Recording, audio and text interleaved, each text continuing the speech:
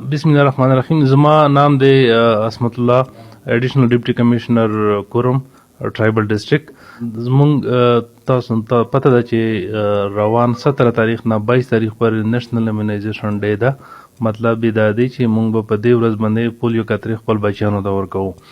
د پولیو نه تاسو خبرې چې دا یو ډېر مهلک مرض دی او دا یوازې مکه کاس لپاره نه دی خطرناک چې کم کاس باندې دا مرض ولګیږي.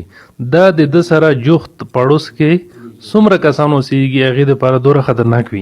نو په دې حوالې سره زه تاسو ته دا ریکویسټ کوم چې تاسو د پولیو ټیم سره مرسته وکړئ، امداد یې وکړئ او خپل بچیان ورته راوباسئ چې د پولیو قطرې ورکړي. نو زمونږ د ټولو ته دا پیغام دی چې تاسو پولیو قطرې خپل بچیانو ته ورکړئ او د پولیو ټیم سره تاسو مرسته وکړئ، امداد یې وکړي چې دا بیماري مونږ کنټرول کړو. ډېره مهرباني، ډېره شکریه.